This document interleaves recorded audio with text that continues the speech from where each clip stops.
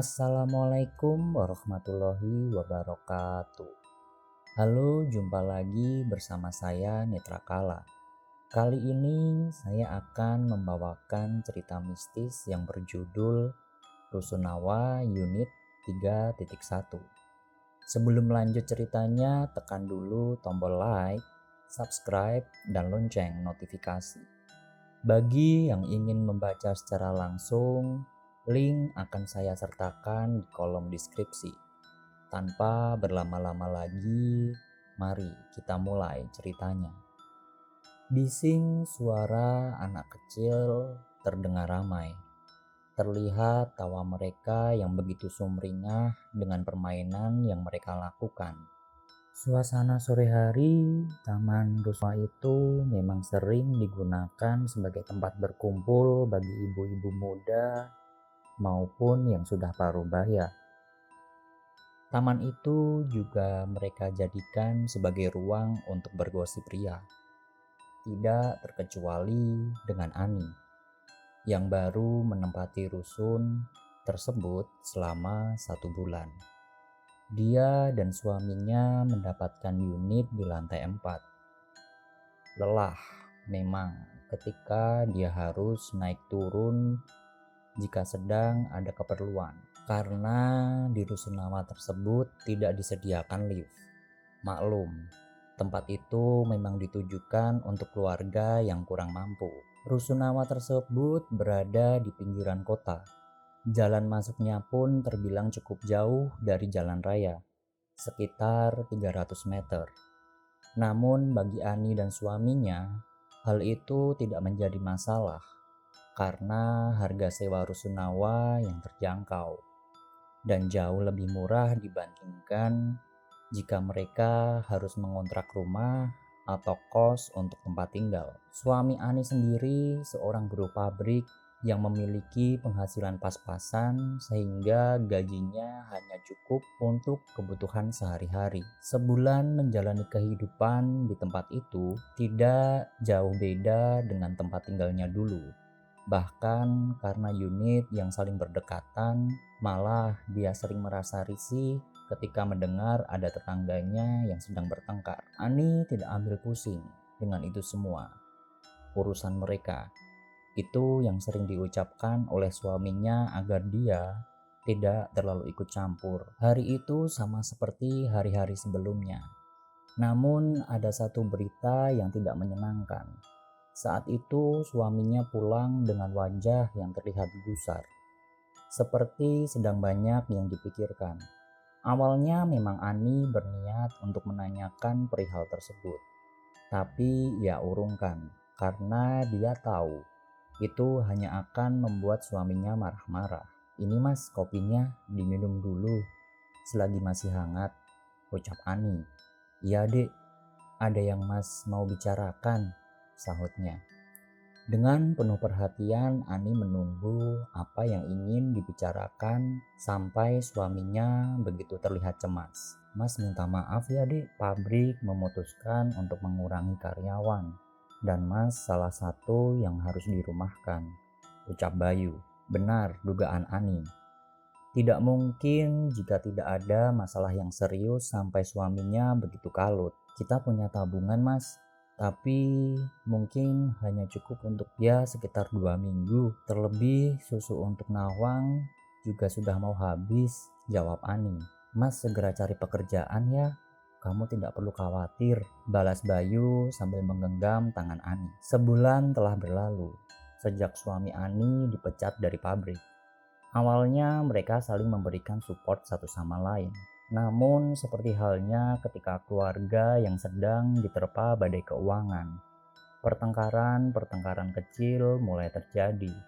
Apalagi keluarga kecil itu mulai memiliki hutang untuk menutup kehidupan sehari-hari mereka. "Mas, sudah dapat pandangan pekerjaan," kata Ani. "Belum, kamu itu tiap hari tanya kapan dapat pekerjaan. Cuma itu yang kamu bisa lakukan, ha?" jawab Bayu dengan nada tinggi. Hati Ani terasa sakit mendengar jawaban dari suaminya. Namun sebisa mungkin dia mencoba tetap tenang dan mengerti dengan keadaan suami dan keluarganya. Kalau Mas izinkan, boleh Ani ikut kerja dengan Mbak Nana. Dia orang lantai 2, punya usaha bikin kue, dan Ani ditawari untuk membantunya. Memang jam kerjaannya malam selepas maghrib dan sampai tengah malam, tapi setidaknya bisa sedikit membantu memenuhi kebutuhan kita, Mas, ujar Ani dengan nada sedikit takut. Sejenak suaminya, Bayu, diam berpikir. Tapi setelah aku dapat pekerjaan, kamu tidak boleh bekerja lagi ya. Aku malu sebagai seorang laki-laki harus dinafkahi oleh istrinya, ucap Bayu. Karena sudah mendapatkan restu dari Mas Bayu, Ani segera menghubungi Mbak Nana, mengabarkan kalau dia mau bekerja dengannya. Malam itu Ani langsung diminta untuk datang ke tempat Mbak Nana.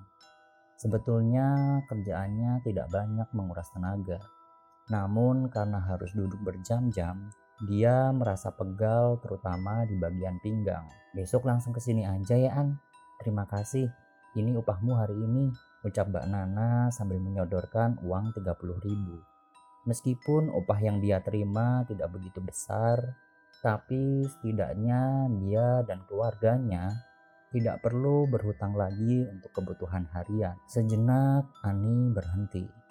Dia mendengar ada suara anak kecil menangis. Tapi anak siapa? Jam sudah menunjukkan pukul 11 malam. Dan sepertinya juga tidak ada unit yang terbuka pintunya. Merinding, Ani bergegas untuk segera naik menuju lantai 4 agar bisa mandi dan beristirahat. Sekali lagi, Ani mendengar suara tangisan. Celingukan mencari sumber suara, tapi tidak ada satu orang pun anak yang dia lihat. Tok tok tok tok. Assalamualaikum, salam Ani. Ternyata malam itu suaminya belum tidur. Bahkan pintu unitnya tidak sepenuhnya ditutup. Kamu bersih-bersih sebelum masuk kamar. Sudah kubuatkan teh panas, suruh Bayu. Tanpa diminta 2 kali, Ani segera menuju kamar mandi untuk membersihkan diri. Mas, tadi sewaktu aku pulang dari Mbak Nana, aku dengar ada anak kecil yang menangis. Tapi anehnya setelah ku cari, tidak ada siapapun, cerita Ani kepada Bayu sambil merengkuh suaminya. Ah, mungkin kamu salah dengar, Dek. Atau mungkin salah seorang anak yang tinggal dekat di situ, jawab Bayu sambil membelai rambut Ani. Dia tahu Mas Bayu tidak akan percaya dengan hal-hal seperti itu. Kembali ke rutin yang Ani geluti. Dia sudah mulai mahir untuk mencetak kue. Bahkan dia menikmati pekerjaan itu. Sedangkan Bayu suaminya sudah mendapatkan pekerjaan baru di salah satu toko di kotanya. Awalnya Bayu bersikukuh tidak mengizinkan Ani untuk bekerja. Namun karena ia bisa meyakinkan suaminya, walau dia bekerja tapi tetap akan memprioritaskan keluarga. Terlebih memang keuangan mereka belum sepenuhnya stabil. An, kamu tahu nggak kalau katanya di sini itu ada salah satu unit yang tidak pernah terpakai loh, ucap Mbak Nana yang sedang mengaduk adonan kue. Nggak tahu Mbak, emang yang mana? Jawab Ani. Itu yang di lantai 3 yang persis berhadapan dengan tangga. Sejenak Ani terdiam. Dia tiba-tiba teringat sesuatu. Kejadian saat dia mendengar suara anak kecil yang sedang menangis. Emang kenapa Mbak gak diuni? Kan posisinya bagus. Banyak loh yang mau dapat unit dekat tangga. Biar gak jalan di lorong. Ya memang strategis. Tapi tiap kali ada yang tinggal di situ selalu ada yang kesurupan, kata Mbak Nana. Ah iya apa Mbak, ucap Ani masih tidak percaya dengan ucapan Mbak Nana. Toh selama dia tinggal di sini belum pernah ada kejadian seperti itu. Ya sudah kalau kamu gak percaya. Setelah percakapan itu mereka kembali menggeluti adonan masing-masing. Sampai akhirnya tidak terasa sudah waktunya Ani pulang. Hari itu pesanan lumayan banyak. hingga dia mesti pulang sampai jam 12 lebih. Ya lumayan ada sedikit tambahan uang. Kembali Ani berjalan menyusuri lorong antar unit. Masih terdengar sayup-sayup percakapan dari pos satpam yang ada di lantai 1. Tidak ada rasa takut dalam diri Ani. Semua itu terlupakan dengan kepuasan akan pekerjaannya. Duk, Yahmini seko ngendi? Nak, jam segini dari mana? Tersentak dari lamunan, Ani menoleh ke sumber suara. Karena Ani sedang melamun, jadi dia tidak sadar jika dia sedang melewati orang tanpa mengucapkan salam. Oh ini mbah, dari tempat Mbak Nana, jawab Ani. Yo wis kono, dang mulih, ra apik bengi-bengi jeneng jobo. Ya mana buruan pulang, gak bagus malam-malam masih di luar, ujar nenek tersebut. Tanpa menjawab, Ani hanya menganggukkan kepala dan segera pergi menuju unitnya. Ah, gak mungkin. Setahu Mas, di situ tidak ada nenek-nenek yang tinggal. Kalaupun ada ya mungkin itu orang tua yang sewa di sini, ujar Bayu keesokan paginya setelah Ani menceritakan kejadian semalam. Benar juga, selama dia tinggal di sini tidak ada lansia yang menetap. Benar kata Mas Bayu. Mungkin itu orang tua dari salah satu pemilik unit, batin Ani. Kembali lagi Ani melakukan aktivitasnya sehari-hari. Kali ini Mbak Nana bilang kalau sedang ada pesanan kue yang cukup banyak. Jadi kemungkinan harus pulang lebih larut. Ani yang mendengar hal tersebut tidak komplain. Baginya sekecil apapun pekerjaan harus ditekuni. Mbak Na, kemarin pas pulang dari sini, aku ditegur sama nenek-nenek di lantai 3. Ani memulai perbincangan. Nenek-nenek siapaan? Kamu itu ngawur. Di sini mana ada nenek-nenek? Sahutnya masih sibuk dengan adonan roti. Iya mbak, aku ditegur. Katanya malam-malam dari mana? Kok masih di luar? Jawab Ani. Penasaran. Mungkin itu yang dia rasakan. Karena memang aneh, ngapain juga nenek-nenek tengah malam duduk di beranda depan unit. Apalagi unit belakangnya terlihat sudah dimatikan lampunya. Emang kamu lihatnya di mana, An? Lanjut Mbak Nana. Itu di depan unit 31. Sejenak Mbak Nana diam. Serius kamu? Di sana kan kosong, gak ada yang huni. Kan kemarin sudah aku ceritain. Ada unit yang kalau dipakai penghuninya sering kesurupan. Malah ada beberapa yang pernah melakukan ritual di sana untuk mencari tugel. Ah serius mbak, orang jelas banget itu manusia kok, kilahnya. Ah ya sudah An, kalau kamu tidak percaya, mending nanti kamu minta suamimu untuk jemput kamu deh. Kita bisa kerja sampai larut ini, kata Mbak Nana sedikit sebal karena Ani tidak percaya dengan ceritanya. Di sisi lain Ani sedikit galau. Mana mungkin Mas Bayu dia minta untuk menjemput ke sini. Toh juga dekat. Terlebih tidak mungkin dia membiarkan anaknya sendirian. Justru itu malah lebih bahaya. Jam demi jam berlalu. Sampai akhirnya mereka selesai pada pukul 1 malam. Sungguh biasanya tidak sampai selarut itu. Namun Ani cukup puas dengan hasil kerjanya. Dia makin mahir membuat kue. Aku pulang dulu ya mbak, makasih ya, ucap Ani. Sama-samaan, besok kita libur ya, aku mau istirahat dulu, kata Mbak Nana sambil menutup pintunya. Malam itu terasa sangat sepi. Bahkan tidak terdengar sayup-sayup orang sedang mengobrol di lantai bawah. Celingukan melihat kanan kiri, justru Ani merasa merinding dengan apa yang dilihatnya. Meskipun lampu-lampu lorong menyala, tapi ada kesan mistis di sana.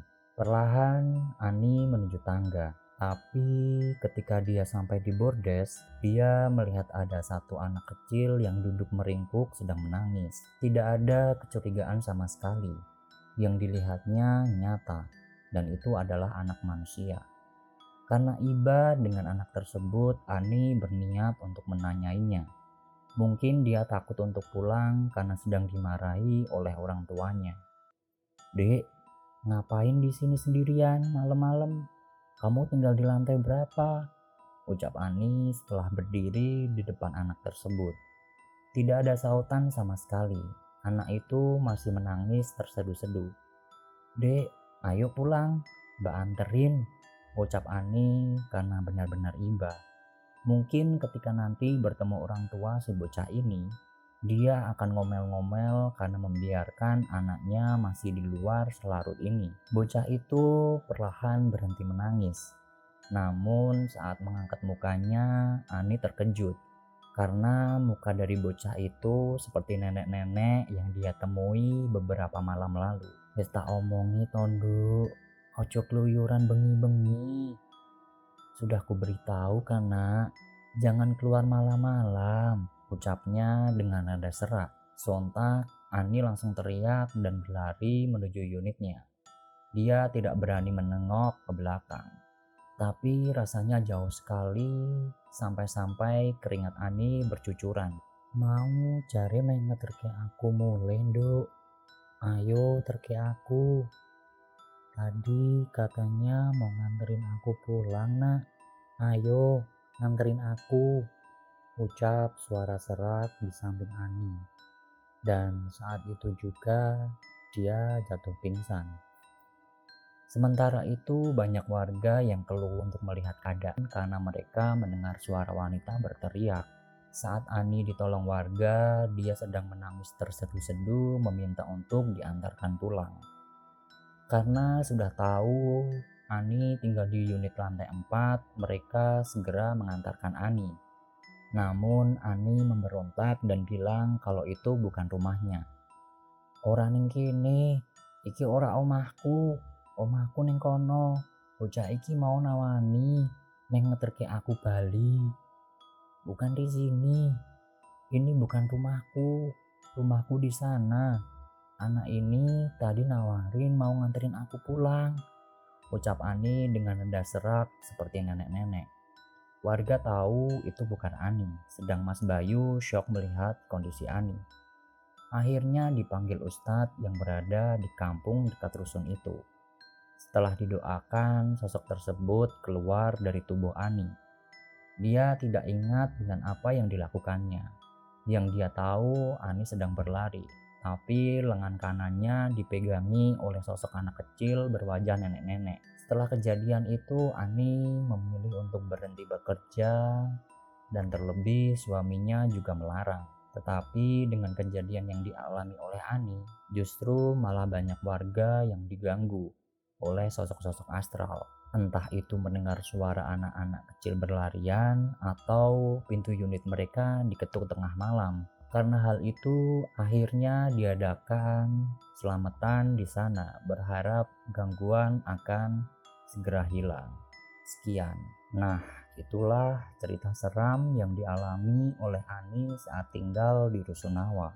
Di sini kita bisa belajar bahwa mereka bisa menggoda kita dengan cara apapun, dan ketakutan itu berawal dari pikiran kita. Sekian, terima kasih. Assalamualaikum warahmatullahi wabarakatuh.